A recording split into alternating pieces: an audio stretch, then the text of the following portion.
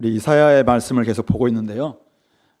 이사야 49장부터 우리 55장 안에는 여호와의 종의 노래가 계속 나오고 있습니다. 우리 지난주에 두 번째 종의 노래를 살펴봤습니다. 이스라엘을 구속하시고 또 이방의 빛이 되게 하는 그러한 사명을 받은 익명의 여호와의 종, 그가 해야 될 또 사역이 있는데 그것이 바로 여호와께서 구속하시는 그 사역을 해야 된다라는 걸 살펴보았습니다.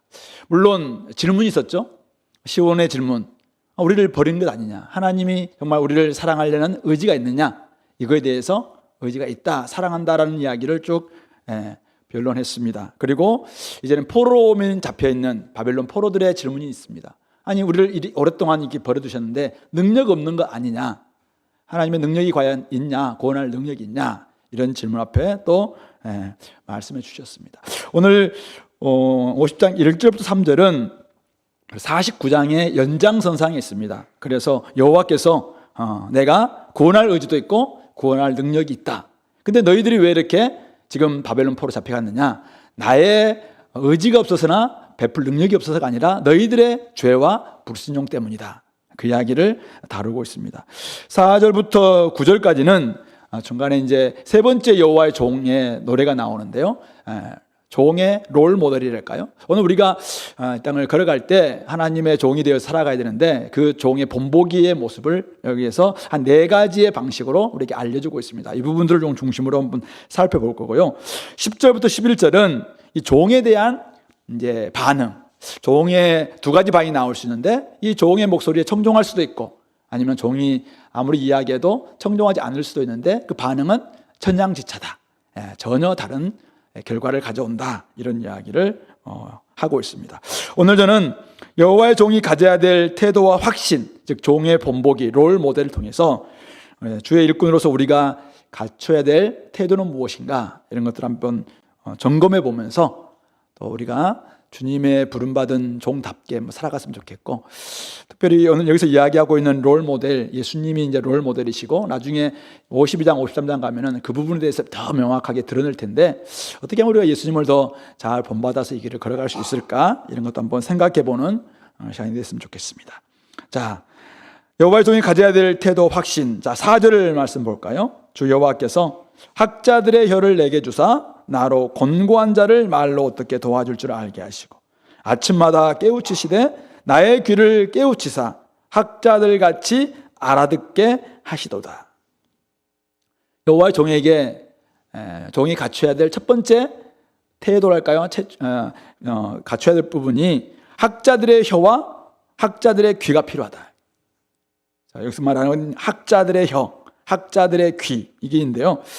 여기에 원래 이제 학자들 2번이라고 되어 있죠. 2번. 난하주에 보면은 제자들 또는 가르침을 받은 자들이라고 되어 있습니다. 그래서 학자들의 혀보다는 학생들의 혀 또는 제자들의 혀, 가르침을 받는 자들의 혀, 이게 훨씬 더 나은 번역이다. 많은 사람들이 그렇게 이야기합니다. 뭘 이야기냐면은 하나님께서 학자들의 귀는 뭐냐면은 선생님이 가르치는 그대로 받는 겁니다. 좋은 학생은 뭐냐면은 선생님이 가르치시는 그 말씀을 잘 받아서 또 가르친 그대로 전하는 이런 사람이 좋은 학생이다. 그러니까 이 도제식의 교육에서 누가 좋은 학생이고 배우는 사람인가라고 할 때 선생님이 가르쳐 주시는 것을 잘 본받아서 그대로 적절하게 가르쳐 주는 이런 귀와 혀를 가지고 있는 사람이 좋은 학생이고 좋은 제자다, 그런 이야기를 하고 있습니다. 오늘 여호와께서 종에게 학자들의 혀와 귀를 주신다는 것이죠. 그래서 아침마다, 매일을 가르치죠. 매일 아침마다 귀를 깨우치시되 나의 귀를 깨우치사 학자들 같이 알아듣게 하셔서 그 다음에 나로, 바로 이 종을 가르치죠. 곤고한 자를 말로 어떻게 도와줄 줄 알게 하시는 것, 그렇게 이야기하고 있습니다. 그러니까 결국은 학자, 이 학생은, 배우는 사람은 먼저 잘 가르치려면 어떻게 돼요? 잘 배워야 되겠죠. 그래서 날마다 여호와로부터 어떤 말씀을 오늘 주시는가, 이 말씀을 잘 들을 수 있는, 경청할 수 있는 귀를 가져야 된다. 이게 바로 학자들의 귀입니다. 학자의 귀, 즉 학생의 귀. 이게 있어야지 선생님이 주신 말씀을 잘 받고 그 말씀을 받은 말씀을 가지고 가르쳐야 되지 않겠냐 이거죠. 그런 사람들이 이제 곤고한 사람들이 많이 있어요. 이 사람들에게는 지금 도움 굉장히 필요합니다. 어떤 사람들은 위로가 필요하고 어떤 사람들은 권면도 필요하고 어떨 때는 격려도 필요하고 어떨 때는 아무리 가르쳐도 안 될 때는 책망도 필요한데 선생님이 오늘 책망의 말씀을 줬다면 이걸 잘 받아서 전해줘야 않겠습니까? 그런 점에서 이 학자의 귀, 학생의 귀, 또 제자의 혀가 필요하다 그렇게 이야기합니다. 여호와의 종도 마찬가지라는 것입니다. 하나님께 받은 말씀이 있어야 다른 이들을 가르칠 수가 있고 도와줄 수가 있습니다. 곤고한 자들, 즉 지금 여러 가지 시험 가운데서 또 바벨론 포로 가운데서 살아가면서 지금 너무 힘들고 살아가고 있습니다. 그들을 어떻게 주님께서 인도하시는 구속의 길로 그들을 이끌 것인가? 어떻게 해요? 하나님께서 그들에게 뭐라고 말씀하신지를 잘 받아서 날마다 받아서 그들에게 적절하게 가르쳐 줄 수 있는 이런 종들이 될 때 이런 종을 바로 여호와의 종이라고 말할 수가 있는 것입니다. 학생들이 잘 배워서 또 가르치는 것처럼 여호와의 종인 일꾼도 하나님께 잘 배워서 즉 하시는 말씀을 잘 받아서 그 말씀을 적절하게 다른 사람들을 가르치는 종, 이런 사람이야말로 진짜 주님의 종이고 또 오늘 여호와의 종이다, 말씀의 일꾼이라고 말할 수가 있는 것입니다. 오늘 우리 교회는 주의 일꾼을 키우는 교회다.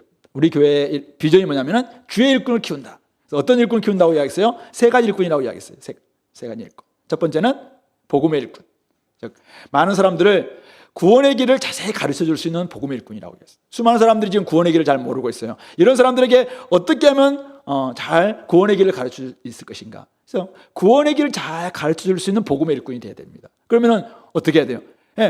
구원의 길이 무엇인지를 하나님부터 날 받아야 되죠. 그래서 그것을 말씀을 전해주는 것, 복음을 잘 받을 때 그 복음 그대로 전해주는 것이죠. 그러니까 복음을 받지 않고 어떻게 많은 사람을 구원할 것인가? 세상에서는 어떻게 이야기하는가? 세상의 걸 받는다면 그것은 주님의 일꾼이 아니겠죠. 그런 점에서 복음의 일꾼은 하나님께 주시는 복음을 잘 받아서 전달하는 사람이 복음의 일꾼이겠죠. 말씀의 일꾼, 신구약 66권을 철저히 공부하는, 자세히 공부하는 우리 말씀의 일꾼이라고 이야기했어요. 66권에 하나님 말씀 주셨는데 이 말씀을 우리가 잘 연구하지 않고 여기서 주시는 깨우치는 말씀을 제대로 해석하지 않고 하나님이 우리에게 주셨던 이 말씀으로 오늘 권면해라 주시는데 그 말씀 듣지 않고 옛날에 30년 전에 들었던 말씀 가지고 아니면 10년 전에 자기 했던 말씀 가지고 오늘 이 시대에 살아가는 사람들한테 전달하면 되겠냐 이거죠. 그런 점에서 신구약 66권을 잘 공부하되 말씀을 잘 읽어야 됩니다. 말씀을 연구해야 됩니다. 그러다가 두 번째, 성경을 연구하되 성경이 자신을 연구할 때까지, 성경이 이 시대를 연구할 때까지 연구해야 됩니다. 결국 그래서 이중적 귀 기울음 필요하다고 이야기하는 것이죠. 하나님으로부터 말씀을 들어야 되고 그리고 시대의 울부짖음을 들어야 돼요. 공고한 자들의 울부짖음 이걸 듣고 거기에 적절한 말씀을 하나님께서 주실 수 있도록 말씀을 받는 것이죠. 그러면 하나님은 아침마다 날마다 말씀을 주셔서 그들을 도와줄 수 있게 하실 것입니다. 세 번째, 우리 교회는 선교 일꾼을 키운다고 이야기했습니다. 세계 선교에 한없이 헌신하는 선교 일꾼입니다. 하나님은 이 시대를 향해서 지금도 계속 하나님은 선교하고 계십니다. 하나님은 선교하시는 분이시거든요.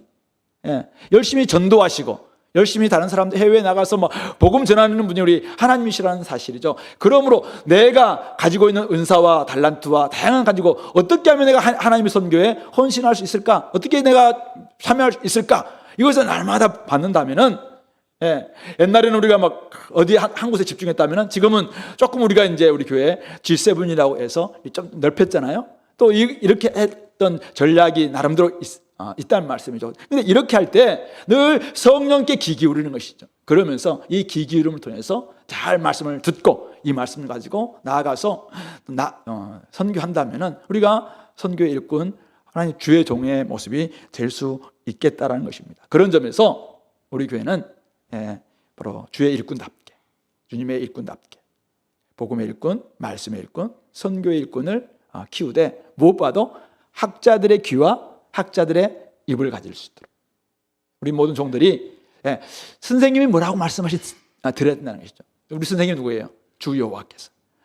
주님께서 뭐라고 말씀하시는지를 날마다 듣는 거죠. 이게 학자들의 귀가, 그리고 학자들의 혀가 필요합니다. 근데 말을 하는데 주님께서 주시는 말씀이 아니야. 주님의 말씀이 아니라 잘 들었는데 전할 때는 세상 소리를 하고 있다면 이것은 학자들의 혀가 아닙니다. 이거는 제자들의 혀가 아니에요. 이것은 이 입에서 복음이 나와야 되고, 이 입에서 말씀이 나와야 되고, 이 입에서 선교하시는 하나님의 사랑과 마음이 나와야 되겠죠. 그런 점에서 학자들의 귀와 혀가 우리에게 필요하다.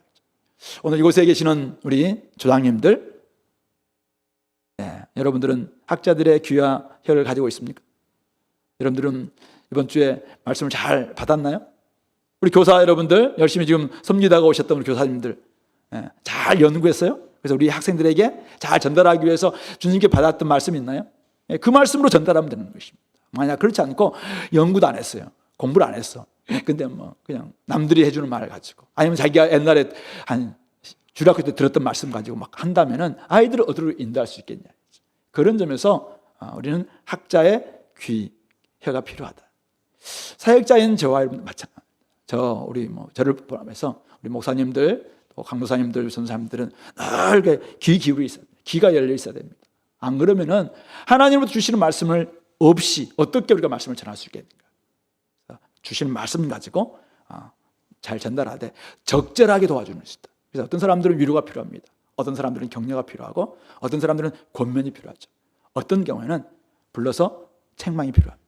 이 말씀을 하나님 주신 말씀으로 전달하지 않는다면은 사실은 이제 여러 사람들이 반응하지 않겠죠. 그런 점에서 우리가 우리 자신들 한번 돌아보면서 나는 잘 경청하는 사람인가, 그리고 전하되 주님이 주시는 말씀으로 잘 전하는 사람인가, 적절하게 도와주고 있는가, 이런 부분들을 함께 돌아보시면서 나에게 필요한 게 학생의 귀, 학생의 혀구나, 제자의 귀, 제자의 혀구나, 이 부분들을 나는 좀 어떤가 한번 돌아봤으면 좋겠습니다. 두 번째는 5절 6절인데요. 주 여호와께서 나의 귀를 여셨으므로, 주님께서 나의 귀를 여셨어요. 그래서 내가, 이 종을 가리키죠. 종인 내가 거역하지도 아니하며 뒤로 물러가지도 아니하며. 그러니까 주님께서 길을 열어주셨어요. 믿음의 귀가 된 것이죠. 말씀을 딱 주시니까 이 길에 자기는 거역하지도 않고 뒤로 물러가지도 않는, 딱 버티고 선 것이죠. 길을 열어주시는데 어떤 말씀을 주시냐면은 이 길은 고난의 길이라는 거예요. 고난받은 종의 길이라는 것이죠. 이 말씀을 들려주신 것이죠. 그러니까 삶에 살아가면서 끊임없이 다가오는 고난이 있어요. 어려움 앞에서 그는 그 길을 거역하지 않고 뒤로 물러가지 않는다는 것입니다. 나를 때리는 자들에게 내 등을 맡기고, 내 노예들 막 등을 막 때렸잖아요. 그냥 때리는 자들이 있으면 등을 맡기고, 수염을 뽑는 자, 특히 이 당시에 명예가 굉장히 중요시 여기는 시대 때 수염을 뽑는다는 것은 엄청난 수치스러운 일이거든요. 근데 그들 앞에 나의 뺨을 맡기고, 모욕과 침뱉음을 당해도 내 얼굴을 가리지 아니하였느니라. 여호와의 종은 주 여호와께서 주시는 말씀을 듣고 그 말씀을 거역하지 않고 뒤로 물러가지도 않는 믿음과 순종으로 반응하는 사람이다, 그렇게 말할 수 있는 것입니다. 자신을 때리는 자들에게 등도 맡기고, 수염을 뽑는 자들에게는 뺨도 맡기고, 모욕과 침뱉음을 당해도 자신의 얼굴을 가리지 않는 이런 강한 맷집. 저는 그래서 이 두 번째, 이 5절 6절을 한마디로 뭐라고 표현할까? 그래서 귀를 어떤 귀가, 그러니까 조금 순한 귀가 필요하다는 뜻일까? 뭐 생각하다가 장사들의, 천하장사의 다리, 이런 느낌이 들었습니다. 이 느낌은 어떤 느낌이냐면은 모욕과 침뱉음을 당해도 딱 버티고 서 있는 모습. 튼튼한 다리와 강한 맷집으로 지금 자기 막 모욕하는 사람이 있어요. 자기를 막 대적하는 사람도 있어요. 막 반대하는 사람들이 있는데 그것을 딱 버티고 서 있는. 다리가 튼튼해. 주님께서 풀무불에 연단한 주석 같은 발, 요한계시록에 그렇게 표현하고 있는데, 주님의 이 발이 고난의 여정 앞에서도 하나님께서 딱 인도하시는 그 길이, 주님께서 말씀하시니까 그 길이 맞다는 거예요. 그러니까 어때요? 딱 버티고 서 있는 것입니다. 고난의 길을 가겠다고 결단한 이상 어떤 상황 속에서도 거역하지 않고 순종하는 이런 모습인 것이죠. 그렇게 하기 위해서는, 이 강한 다리를 가지기 위해서는 끊임없이 주님께서 길을 열어주시는, 주님께서 열어주시는 이 말씀 앞에서 온전히 하나님의 뜻이 무엇인지를 발견할 수 있을 때 이 부분은 가능할 수 있겠다라는 것입니다. 요즘 우리 누가복음 큐티하고 있죠. 제자의 길에 대한 이야기를 계속하고 있습니다. 주님께서 우리에게 제자의 길로 인도하시면서 이 길은 편한 길이다, 이 길은 순한 길이다, 이 길은 넓은 길이다, 그렇게 말씀하고 있지 않습니다. 이 길은 자기를 부인하고 자기 십자가를 지고 가는 길이고, 이 길에는 인자가 고난당하고 많은 사람들이 버림당하고 죽임당하는 것처럼 그렇게 고난과 어려움이 있는 길이라고 말씀하고 있습니다. 그러나 그 길은 하나님께서 원하신 길이고 하나님께서 지지하신 길입니다. 그래서 주님은 거역하지 않고 뒤로 물러가지 않습니다. 그리고 나중에 쭉 누가복음 뒤에 가시면 어떻게 합니까? 등도, 채찍을 때릴 때 등도 맡기고, 뺨도 맡기고, 침뱉음을 당할 때도 침뱉음도 당합니다. 얼굴 가리지 않습니다. 끝까지 그 길로 걸어가는 것입니다. 왜요? 이것은 충분히 예상했던 반응이기 때문에, 그냥 그것을 충분히 예상했던 대접이기 때문에 그것을 맞닥뜨리는 것입니다. 그래서 다리가 튼튼한 것이죠. 딱 맷집 가지고 이 길을 걸어가는 것입니다. 우리 전도자들 전도를 하러 가면은 참 많은 사람은 다 들어준다. 성경은 그렇게 그렇게만 이야기한다면은 가는 데마다 다 외면해. 그러면 이 성경의 말씀과 너무 다르잖아요. 그래서 우리가 이게 이런 방식이 아닌 모양이다라고 물론 가면 되는 거잖아요. 근데 성경은 뭐라고 이야기합니까? 전도자에게는 복음과 함께 고난받는 길이고, 가면은 비난받고, 가면은 때로는 모욕당하고, 때로는 비웃음 당하고, 이런 길이라는 것을 충분히 이야기하고 있죠. 근데 막상 나가 보니까 진짜 711명을 만났는데 42명은 들었지만은 600 몇 명이에요. 한 70명 정도는 외면한 거잖아요. 이런 것처럼 우리 삶 가운데서 이것은 당연한 반응이다. 그럴 때면 어떻게 해요? 나를 막 외면해, 나를 막 모욕해, 나에게 막 수치스럽게 해. 어떨 때는 진짜 그림도 취급하는 거잖아요.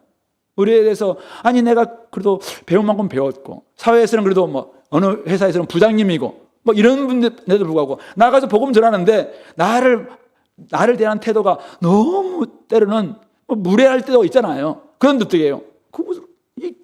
감당하는 이유가 뭐예요? 이것은 예상했던 반응이잖아요. 예상했던 반응. 그래서 딱 맷집 가지고 그 길로 가는 거죠. 어쩌면 9할 정도가 그렇게 반응해도 좀 10% 정도 들어준 사람이 있다면 그래도 그 사람들을 생각하면서 우리가 나아가는 거 아니냐 이거죠. 운동선수들이 굉장히 하체 강화 훈련을 열심히 한다, 이런 이야기를 제가 들었습니다. 저보다 쇼트트랙 선수들도 사실은 굉장히 하체를 강화하기 위해서 굉장히 노력하고, 어떨 때는 이 팔을, 탁구 선수는 팔만 누릴 것 같은데 하체 이게 제대로 돼 있지 않으면 금방 할 수 없기 때문에 결국 하체 강화 훈련 열심히 한다라고 이야기합니다. 어쩌면 우리 성도들에게, 종들에게 필요한 것이 하체 강화 훈련. 저는 그것이 믿음의 훈련이라, 믿음의 근력을 키우는 거라고 생각합니다. 어떻게 하면 믿음의 근력을 키울 수 있을 것인가? 가만히 이렇게 시도해보지 않으면 믿음의 근력, 튼튼한 다리는 저는 나올 수 없다고 생각합니다. 그렇기 때문에 계속 시도하는 것입니다.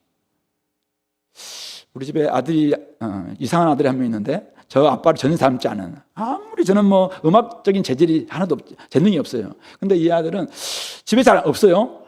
어딘가 보면은 교회 가서 혼자서 열심히 하고 이런 아들이 한 명 있어요. 열심히 지나는데 열심히 하니까 오늘도 보면서 제가 참 신기하네, 이런 생각이 들었습니다. 신기해요. 집에서 하는 것도 별로 없고 배운 것도 별로 없는데 하는 거 보니까, 그러면 가만히 있는데 이렇게 잘했을까? 그것은 아닐 거라고 생각합니다. 나름대로 엄마한테 욕 들어가면서, 때로는 아빠한테 무시당하게 가면서, 아니면은, 왜냐면은 집에 안 들어오니 밤 11시에도 안 들어와. 그래서 교회가 니네 교회냐면서 내가 빨리 집에 안 들어오냐고 그랬더만 뭐 했냐 그러니까 연습해 왔다 그러는 거예요. 어쩌면은 우리에게 이런 시도들 있잖아요. 계속 연습하는 시도들. 저는 이게 강화 훈련이죠. 강화 훈련. 믿음의 담력을 키우는 것도 마찬가지다. 때로는 잘 안 될 수 있어요. 근데 시도하다 보면은 이게 사실은 되는 게 아닌가. 우리 다 이곳에 이제 분들, 뭐 의사도 마찬가지고, 한의사도 마찬가지고. 제가 지금 좀 이렇게 안 좋아서 한 번씩 가서 이렇게 침 맞는 일주일에 가서 막 침 맞고 있거든요. 그분은 침 맞고 나면은 또 한동안은 괜찮아져서. 근데 어떨 때는 있잖아요. 이분이 어느 날 갑자기 이렇게 침을 잘 놓게 됐을까? 그건 아닐 거라 생각해요. 아무리 공부를 해도, 그죠? 이게 혈자리인지, 이게 아니면 이러면 아플지. 이걸 사실은 수없이 실수하지 않았겠습니까? 자기한테 해봤든지 아니면 아내한테 했든지 잘 모르겠는데 어쨌든 이걸 통해서 지금 많이 했기 때문에 나중에 명의가 뭐 되는 거 아니냐 이죠. 뭐 배운 대로 뭐 가만히 있다가 시도하지 않고 그냥 나이가 됐어. 딱 이렇게 꽂고 이렇게 될 수 있는 건 아니겠습니까? 그런 점에서 우리가 이 튼튼한 다리, 장수와 같은 이 다리는 어디서 나올까요? 하체 강화 훈련은 어디서 나오는 거예요? 저는 믿음의 시도를 해보는 거라고 생각합니다.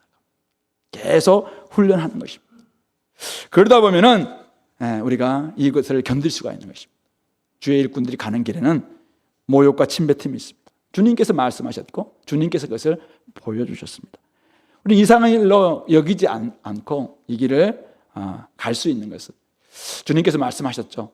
세상에서 너희가 환난을 당하나 담대하라. 내가 세상을 이겼다. 담대하라고 이야기했습니다. 담대.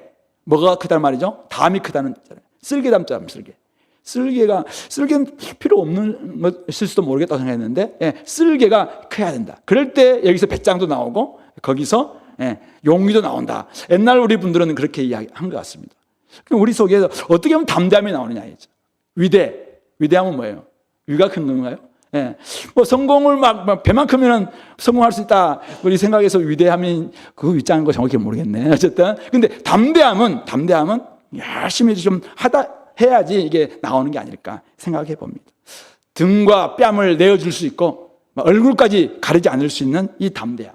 사람들만 모욕하고 고난을 막 줄 때 우리가 처음에는 같이 맞짱 뜨고 이렇게 하겠죠. 근데 이 길이 그렇게 해서는 안 된다라는 걸 주님께서 성경에서 끊임없이 이야기합니다. 그럴 때는 어떻게 해야 돼요? 계속 연습하면서 주님께서 길을 열어주셨으므로 말미암아 말씀을 잘 듣고 계속 시도함으로 튼튼한 하체, 믿음의 다리를 가지고 나아간다면 결국 오뚜기처럼 다시 일어날 수 있겠다. 언제가 우리가 이렇게 됩니까? 주님 다시 오시는 그날까지, 영광의 주님이 오시는 그날까지 우리가 이 태도를 견지하는 것은 중요하겠다 생각해 봅니다. 세 번째는 7절 말씀인데요. 우리 7절 말씀 같이 한번 읽어볼까요? 주 여호와께서 나를 도우심으로 내가 부끄러워하지 아니하고 내 얼굴을 부싯돌같이 굳게 하였으므로 내가 수치를 당하지 아니할 줄 아노라.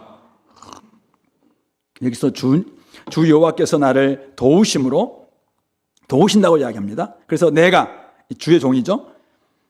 부끄러워하지 아니하고 이 길을, 고난의 길을 부끄러워하지 않고 내 얼굴을 부싯돌같이 굳게 하였다. 자, 내 얼굴을 부싯돌같이 굳게 하는 태도. 이게 뭐냐 이제. 그래서 묵상을 해보고 부싯돌, 불을 켜는 돌인가? 아니면은 뭐 어떤 돌인가 잘 몰라서 제가 챗 GPT한테 물어봤습니다. 부싯돌같이 얼굴을 굳게 했다는 뜻이 뭐냐라고 물어보니까 이렇게 대답했습니다. 부싯돌이 충격을 받아도 쉽게 깨지지 않는 것처럼 어떤 고난과 핍박 속에서도 흔들리지 않는 결의를 나타낸다. 똑똑한 놈이에요.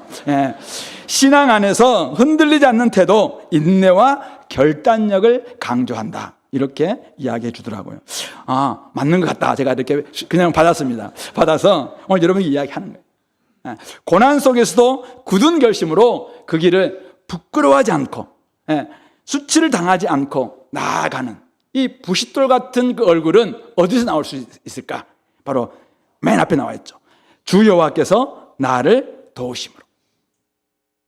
세상 사람들이 나를 돕는 게 아니에요. 제자들이 나를 이해해 주는 것도 아니야. 사람들이 나를 이해해 주는 것도 아니에요. 근데 주님께서 도움을 주셔. 그러니까 되게 부싯돌 같은 탁 빛나는 얼굴로, 밝은 얼굴로, 또는 불꽃 같은 눈동자와 같은 이런 딱 전혀 겁먹지 않는 얼굴이죠. 이거는 그 얼굴로 딱 그 길을 걸어가는 것입니다. 사실 오늘 아침에 큐티 하면은 누가복음 9장 51절 말씀에 이 비슷한 표현이 나옵니다. 예수께서 승천하실 기약이 차감해 예루살렘을 향하여 올라가기로 굳게 결심하시고. 예루살렘에 올라가는 길에 제자들은 생각했습니다. 그것은 영광의 길이다. 올라가면 예수님이 이제는 왕으로 등극한다 생각하니까 여전히 왕으로 가는 예수님의 길을 방해하고 있는 사마리아 저것들 불을 내려서 좀 멸할까요? 막 그렇게 이야기했잖아요. 사람들은 사마리아 사람들은 어떻게 합니까? 예수님이 예루살렘에 올라간다 이것 때문에 반대하거든요. 왜냐하면 당시에 막 정치적으로 자기들끼리 뭐 이렇게 상극이었으니까 그래서 반대하고 있습니다. 사람들도 오해하고 예수님의 제자들까지도 이해하지 못하는 바로 그 길이에요. 근데 예수님은 세례 받으셨을 때 하늘로부터 딱 지지를 받았습니다. 변화산상에서 하나님의 음성으로 통해서 또 지지를 받았습니다. 모세와 엘리야가 나타나서 예수님 예루살렘에서 별시하셔야 됩니다. 출애굽하셔야 됩니다. 그래야지 죄와 사망의 저 권세에 갇혀있는 모든 인류를 구원할 수 있습니다 라는 것을 이제 말씀을 통해서 확인도 받았습니다. 그러니까 예수님은 그 힘 가지고 부싯돌 같은 얼굴로 쫙 그 길로 걸어가는 것입니다. 주의 일꾼은, 주의 종은 바로 신앙 안에서 흔들리지 않는 태도, 부싯돌 같은 얼굴을 가져야 합니다. 주변에서 조금만 흔들어도 이리저리 갈피를 잡지 못하는 사람이라면 어떻게 이 고난의 길을 걸어갈 수 있겠습니까? 흔들리지 않는 편안함 어디서 오는 것입니까? 과학에서 옵니까? 흔들리지 않는 편안함 어디서 오는 것입니까? 하나님께서 도우신다는 이 말씀 가운데서, 믿음 가운데서 나오는 것입니다.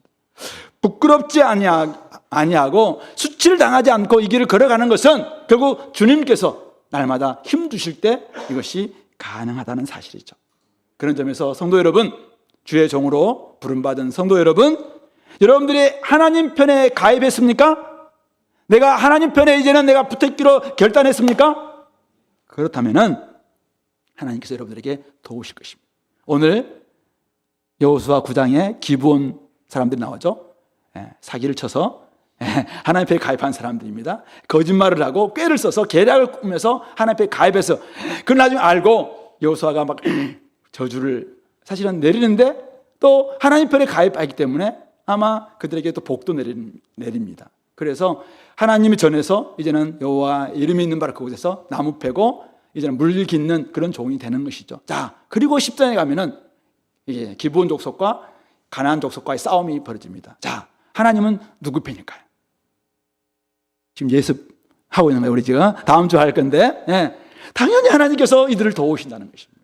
이게 바로 하나님 편에 가입한다면은 이 9장에서 거짓말을 해서라도 이게 지금 중요한 게 아니에요. 거짓말하면 안 돼요. 그거에 대해서 분명히 책임 묻습니다. 거짓말 사기치고 이러면 안 된다라는 걸 분명히 압니다. 근데 어쨌든 이 마음을 하나님께서 받아주시는 것이죠. 오늘 우리가 하나님 편에 가입했다면 하나님 편에 서서 내가 이 길을 걸어가겠습니다. 이 길이 좀 비록 고난의 길이랄지라도 제가 주님 뜻에 순종하겠습니다 라고 나아간다면 주님께서 인도하시는 이 기간 동안, 주의 일꾼으로 걸어가는 동안 주님은 도와주실 것입니다. 그러므로 여러분들이 지금 주의 종으로 이 길로 걷고 있습니까? 주의 일꾼으로 이 길을 가고 있습니까? 제발 얼굴에서 겁먹은 얼굴을 내려놓으시기 바랍니다. 부싯돌 같은 얼굴을 좀 담대하게 결의에 찬 모습으로 한번 시작했으면 딱 갈 수 있는 이런 모습들. 곰식이란 말 들어봐. 곰식. 이러면 옛날 우리 권영락 목사님이라고 계셨는데 이분이 별명이 곰식이었어요. 어쨌든 끝까지 가는 건 뭐든지 딱 한번 딱 이분이 막 튼튼하게 잘 가는 거거든요. 어쩌면 우리 모두가 딱 그런 부분도 필요한 것 같아요. 한번 결단했으면 쭉 가는 얼굴 겁먹지 마시고. 세상은 달려들 겁니다. 세상은 우리를 조롱할 거예요. 그러나 겁먹지 마세요. 그것 가지고 패배하지 않습니다. 승리는, 마지막 승리는 주님께 있습니다. 그리고 우리께 있습니다. 그런 점에서 부끄러워하지 않고 수치를 당하지 않을 것이라는 확신을 가지고 이 길을 걸어가라. 이게 바로 부싯돌 같은 얼굴이다라고 말씀하고 있는 것입니다. 마지막 네 번째는 8절 9절 말씀인데요. 나를 의롭다 하시는 이가 가까이 계시니, 하나님이 가까이 계시니 나와 다툴 자가 누구냐? 나와 함께 설지어다 나의 대적이 누구냐? 내게 가까이 한번 나와봐라. 보라, 주 여호와께서 나를 도우시리니 누가 나를 정죄하냐. 나를 정죄할 자 누구냐. 보라, 그들은 다 옷과 같이 헤어지며 좀이 그들을 먹으리라. 그렇게 이야기합니다. 앞에서 우리 첫 번째, 두 번째, 세 번째가 좀 외면적인 모습이었죠. 학자들의 혀, 귀, 그리고 다리, 그리고 또 부시돌 얼굴이었다면은 이 네 번째는 내면의 확신입니다. 내면의 확신. 이거는 주님께서 나를 의롭다 하신다는 그 확신. 주님이 내 길을 맞다라고 해주신다는 그 확신. 바로 이 내면의 확신을 가지라라고 말하고 있는 것입니다. 예수 그리스도께서 이 고난받는 종으로서 이 길을 걸어가셨습니다. 그분은 많은 고난을 받으셨죠. 근데 그 고난은 죄가 있어서 고난받은 게 아닙니다. 다른 사람들의 죄와 허물 때문에 받으신 고난이었습니다. 하나님의 뜻을 받들어 고난의 길에 순종하셨습니다. 그래서 하나님은 예수님을 의롭다 그렇게 여겨주셨습니다. 예수님의 그 의롭다 하심 때문에 우리가 예수님 안에 들어옴으로 말미암아 우리들도 바로 하나님께서 더 이상 그리스도 안에 있는 사람들은 정죄함이 없다, 의롭다라고 말씀해 주시는 것입니다. 여호와의 종을 대적하는 자들은 오늘 이 9절에 나와 있는 것처럼 나를 정죄할 자 누구냐? 그들은 다 옷과 같이 헤어지고, 옷은 10년 좀 지나면 다 헤어지고, 또 요즘 옷은 잘 안 그렇습니다만은 나중에는 다 헤어지고 여러 가지 닳고 이렇게 되는 거잖아요. 좀도 쓸고 이렇게 될 겁니다. 그것처럼 종들도 또 대적하는 자들도 그렇게 될 것이다 이야기를 합니다. 하나님께서 그들을 심판하신다 이런 뜻입니다. 그러나 예수님을 따라가는, 즉 고난받은 종 예수님을 따라가는 종들에게는 의롭다 여겨주시는 이 확신을 가질 것을 말씀하고 있습니다. 주님께서 우리를 의롭다 이렇게 여겨 주실 것이라는 그 내적 확신, 이것을 가지고 이 길을 걸어갈 것을 말씀하고 있는 것입니다. 구원받은 성도는 예수님 안에서 이미 의인되었습니다. 이것이 바로 로마서에서 이야기하고 있는 내용이죠. 그래서 우리 로마서 8장 30절에 가면은 주님께서 뭐라고 이야기합니까? 그 황금 체인 기억나세요? 우리 LTC 할 때 기억났던 황금 체인 5가지.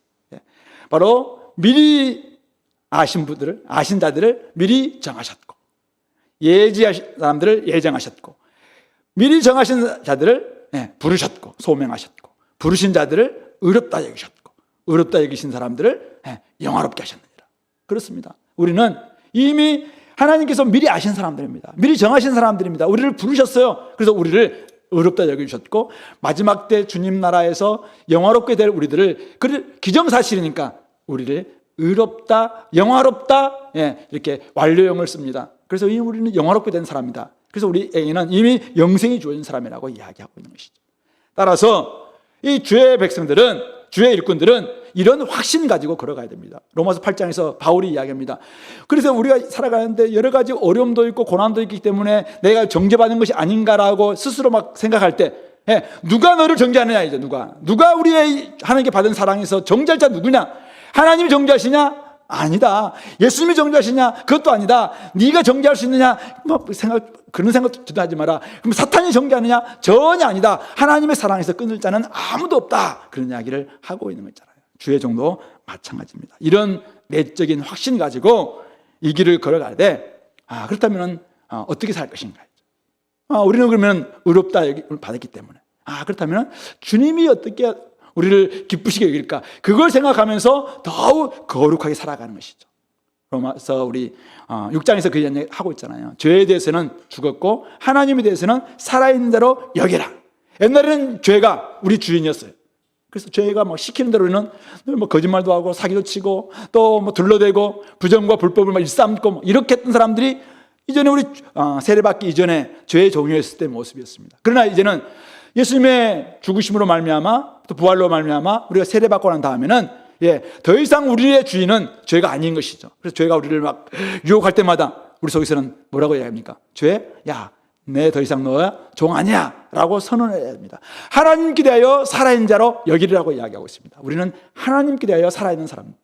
하나님의 종이 되었습니다. 하나님으로부터 의롭다 여김을 받은 의인들이 되었습니다. 그러므로 하나님이 기뻐하시는 거룩함을 행하는 그런 존재가 되어야 된다는 사실이죠. 그런 점에서 오늘 우리는 이미 우리를 의롭다 여기시고 더 이상 정죄하지 않으시고는 하나님께서 우리를 이 길로 걸어가는, 이 고난의 길로 걸어가고 있는 종들을 향해서 네 길이 맞다, 나중 최종 법정에서도 너는 무죄라고 선언해 주실 것이라는 사실이죠. 그런 점에서 담대하게 주의 길을 걸어가는 우리 성도들과 될 수 있길 바랍니다. 오늘날 우리 교회가 참 많이 욕을 얻고 있는데요, 한번 생각해 봐야 됩니다. 두 가지 욕이 있을 거라고 생각해요. 하나는 우리가 잘못해서, 교회가 잘못해서 받는 욕이라면 들어도 쌉니다. 그렇죠? 교회가 잘못했어요. 교회가 사기쳤고, 교회가 거짓말했고, 교회가 이중 장부를 썼고, 교회에 다니는 성도가 밖에 나가서 사람들 하나님보다도 돈을 더 사랑하고 쾌락도 사랑하고, 보니까 교회 안 다니는 자기보다 술 더 잘 마시고, 이런 모습들이 막 보이는 거예요. 그러니까 어떻게 해요? 교회를 다니든지 말든지, 니는 어떻게 그렇게 사냐면서 뒤에서 욕을 해요. 그런 욕 들을 때는 어떻게 해요? 속으로 이렇게 생각합니다. 들어도 싸다. 한국 교회가 만약 그렇다면 들어도 쌉니다. 그러면서 하나님께 회개하고 고쳐야 되는 것이죠. 근데 만약 두 번째 욕이 있어요. 주님 뜻대로 산다는 이유 때문에 당하는 욕이 있어요. 주님의 뜻대로 살면서 고난받아요. 주님의 뜻대로 살면서 희생해요. 주님의 뜻대로 살면서 다른 사람들 막 섬겨요. 주님의 뜻대로 살면서 악을 악으로 갚지 않고 선으로 악을 갚으려고 애를 써요. 주님의 뜻대로 살면서 어떻게 하든지 화목하려고 막 애를 써요. 주님의 뜻대로 살면서 다른 사람들도 일찍 출근해서 조금 더 다른 사람들을 섬기는 일들을 해요. 주님의 뜻대로 살면서 다른 사람들 일 잘 못하는 부분들을 막 도와주려고 시간을 막 내요. 근데 주변에서 막 이야기해요.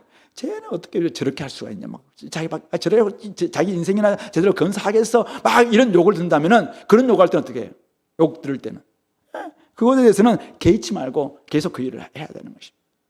복음을 전하는다는 이유 때문에 당하는 욕, 그러니까 똑바로 살지도 않으면서 복음만 전하고 있다, 이때는 조금 우리가 생각해 볼 필요가 있어요. 그런데 내가 지금 제대로 하나님의 길을 걸어가고 살면서도 복음을 전한다는 이유 때문에 욕을 당하고 있다면, 이것은 개의치 말고 우리는 당해야 된다. 그런 점에서 내적인 확신, 이것은 옳다, 이 길은 바르다, 이것은 주님께서 지금 우리를 보호하고 계시다, 이것은 확신을 가지고 이 길을 걸어가는 우리 종들이 될 수 있기를 바랍니다. 네 가지 이야기를 했어요. 자, 주의 종들이 가져야 될 태도, 확신. 자, 첫 번째는 뭐라고요? 학자들의 혀, 귀. 학자들의, 배우는 사람들의 귀와 혀가 필요하다. 두 번째는 장사와 같은 다리, 든든한 맷집, 이거 좀 필요하다. 세 번째는 부시돌 같은 얼굴, 좀 겁먹지 말고 좀 사람들 앞에서 다 빛나는 이런 삶을 좀 살아내는 태도들이 있겠죠. 마지막 네 번째는 내적인 확신, 담대하게 이 길은 옳다, 이것은 주님께서 맞다고 허락해 주신 일이다, 이렇게 나아가는 것이 필요할 것입니다. 자, 이렇게 살아가는 종들이 있다면은, 자, 두 가지 반응이 있는데요, 10절 11절입니다 10절의 반응을 살펴볼까요? 첫째 반응은 너희 중에 여호와를 경외하며 그의 종의 목소리를 청종하는 자가 누구냐? 이 사람은 흑암 중에 거하면서도 또 빛이 없는 가운데 좀 살아갑니다. 바벨론 포로 생활이 흑암 중에 행하면서 빛이 없는 생활과 같아요. 근데 그런 가운데서도 이런 사람들은 여호와의 이름을 의뢰하고 자기 하나님께 의지하는 사람들, 여호와의 종, 이 길에 고난이 있습니다. 그 고난의 길로 계속 가면서도 하나님이 우리를 예루살렘으로 회복시켜 주실 것이고, 이걸 우리가 회복되고 난 다음에 이방의 빛이 되어야 되는 이런 사명이 있습니다, 막 계속 외치는 거예요. 근데 고난을 받는데 이 사람의 모습은 땅에서 막 끔찍이 고난도 받고 또 모욕도 당하기도 하고, 그런데 그 말씀이 맞다고 생각하고 믿음으로 반응하면서 그 말씀을 딱 청종하는 거예요. 여호와의 종의 목소리에 청종하는 것이 하나님께 순종하는 것과 같은 지금 맥락으로 말씀해 주고 있는 것이죠. 그런 사람들에게 하나님께서 어떻게 하실까요? 당연히 구원해 주시고 구속의 방향으로 이끌어 주실 것입니다. 현실은 되는 게 없습니다. 앞날은 캄캄해 보입니다. 아직도 흑암 중에 있어요. 아직도 빛이 없는 삶의 연속입니다. 자, 그런데 그런 삶 가운데 여호와를 경외하고 여호와의 종의 목소리에 청종할 때, 하나님의 이름을 의뢰하고 자기 하나님을 의지하는 삶을 계속 믿음으로 살아낼 때, 그런 사람들에게는 나중에 구속의 은혜가 넘친다. 나중에 51장에 가면은 이 부분에 대해서 더 우리가 다음 주에 한번 생각해 보겠습니다. 두 번째 반응이 있는데요. 11절입니다. 자, 이렇게 여호와의 종이 막 이런 네 가지 태도를 가지고 막 복음을 전하고 또 여호와께서 구속하신다고 아무리 외쳐도 이 두 번째 사람은 불을 피우고 횃불을 둘러 띱니다. 자기 띄면서 자기는 자기의 불꽃 가운데로 걸어가면서 자기가 피운 불꽃 가운데서 계속 걸어가는 사람입니다. 그러니까 지금 우리 삶이 흑암이에요. 바벨론 포로 생활이 흑암이잖아요. 근데 흑암 가운데 걸어가는데 이런 삶 가지고는 우리가 못 살겠다 해서 자기가 불을 만듭니다. 횃불을 만들어요. 하나님께서 결국 우리의 하나님의 빛으로 참빛으로 걸어가자라고 지금 종들은 외치고 있는데, 야, 무슨 소리냐? 야, 지금 이게 현실에 맞는 이야기냐? 차라리 내가 내 앞길 개척할 거야 하면서 자기가 횃불을 만듭니다. 자기가 불꽃을 피웁니다. 그리고 그 길을 걸어가는 것입니다. 예루살렘에 지금 보이지 않는 예루살렘의 귀향보다는 이 땅 지금 보이는 바벨론 땅에서의 영광을 추구하겠다라고 하면서 자기의 앞날, 자기가 설계하고 자기가 계획하고 자기가 실행하고 자기가 막 길을 만드는 겁니다. 모든 것들을 자기의 불꽃 만들고 불 피우고 횃불 들고 막 몸에다가 지니면서 그 길로 걸어가는 것입니다. 그렇게 반응하는 사람들이죠. 이런 사람들에게 주님께 주시는 말씀이 뭡니까? 너희가 내 손에서 얻을 것이 이것이라.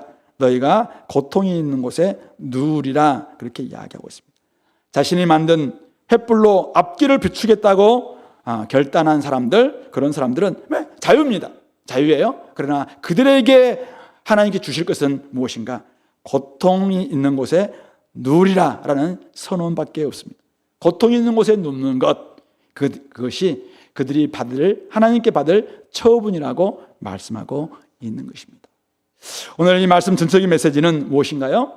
1절 3절에서 하나님의 손은 짧지도 않고 이스라엘을 구원할 능력이 없는 것도 아니다. 이스라엘이 죄 때문에, 이스라엘의 불순종 때문에 바벨론 포로로 잡혀와 있다. 그러므로 하나님께서는 이들을 지금 다시 사랑하셔서 지금 구원하시려고 한다. 근데 누구를 보내냐면 고난받는 종, 여호와의 종을 보내는 것입니다. 이 여호와의 종은 하나님께 온전히 순종하는 가운데서 자기의 맡겨준 사명을 감당하는 거예요. 고난을 받으면서 나중에 이제 53장에 가면은 대속까지 대속. 그래서 우리 영적인 죄를 다 이제는 구속하기 위한 대속까지 하시면서 이 길을 걸어가는 것이죠. 하나님이 우리를 구원하신다. 하나님이 우리를 구원하시는 분이시다. 막 외치는 그런 종의 길로 걸어가는 것입니다. 사람들의 앞날은 이 종의 목소리에 어떻게 반응하냐에 따라서 두 갈래로 나눠집니다. 한 사람의 반응은 빛이 보이지 않지만은 계속 맞다. 저 말씀이 맞다.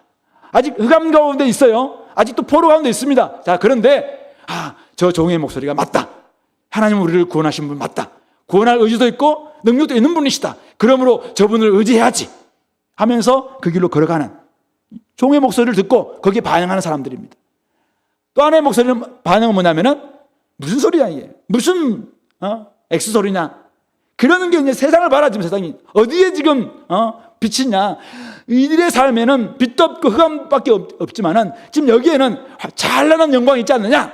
그래서 내가 차라리 여기서 내가 내 횃불 만들고 내가 불꽃 피워서 내 길 내가 갈 거야. 내 바벨론에 계속 있으면서 여기서 영광 취할 거야. 이렇게 반응하면서 스스로 길을 개척하는 반응이 있다는 것입니다. 이것은 종의 목소리에 반응하는 것에 따라서 양분된다라는 것을 말하고 있는 것이죠. 저는 이걸 생각하면서 우리 저와 여러분들이 하나님의 종들인데요. 물론 이건 예수님을 이제 가르치기도 하지만은 결국 예수님의 제자들인 저와 여러분들을 향한 메시지도 하기 때문에 우리가 여호와의 종으로서, 그러니까 우리 두 가지를 쓸 수 있겠다. 하나는 종들이 아무리 전하고 아무리 뭐 이런 태도를 가지고 살아내도 여전히 자기 횃불을 만들고 자기 횃불 가운데로 걸어가겠다라고 반응하는 사람들, 그렇게 선택하는 사람들이 있을 것이다. 근데 이들에 대해서 우리는 책임이 없어요. 아무리 전해도 나는 내 뜻대로 살 거야. 아무리 전해도 나는 뭐 내가 지금 계획하고 내가 실행하고 내가 추구하고 있는 이게 맞다고 생각해. 그래서 난 건드리지 마. 내 no touch. 나의 어떤 사람 살아도 나는 no problem. 나는 이 길로 걸어갈 거야. 이런 사람들이 있을 거라고. 그래서 그런 사람들에 대해서는 우리가 어떻게 발에 먼지를 털면 돼요. 우리 책이 아니에요. 이건. 근데 두 번째, 이 두 가지 반응이 분명히 있음에도 불구하고 우리가 이런 종의 사명을 받았음에도 불구하고 가만히 있는 거예요. 예. 학자의 혀, 귀가 필요함에도 불구하고 말씀을 들을 생각도 하지 않고 말씀을 전할 생각도 하지 않고, 예. 튼튼한 다리가 필요한데도 불구하고 믿음의 시도를 끊임없이 하지도 않고 훈련도 하지 않고, 그리고 부싯돌 같은 얼굴 가지고 막 좀 사람을 담대하게 보여야 되는데 늘 막 겁먹은 얼굴로 살아가고, 못 봐도 내적인 확신도 없이 이런 삶은 앞날 우리가 죽어봤냐? 우리가 뭐 천국이 있다는 걸 아냐? 늘 자기도 확신도 못하면서 살아간다면은, 그런 사람들이 종이라면, 그런 사람들이 주님의 일꾼이라면은, 주님께서 에스겔의 말씀처럼 그 책임은 너희들한테 있다라고 말하지 않겠냐. 그런 점에서 오늘 주님의 일꾼에 걸맞은 태도 잘 준비해서 오늘도 하나님의 구속 사역을 정말 대행하고 또 세상의 빛의 사명을 감당하는 우리 공동체가 될 수 있게 되기를 간절히 권면드립니다. 같이 한번 기도합시다. 이 말씀을 좀 기억하시면서 여러분에게 주셨던 메시지는 무엇인가요?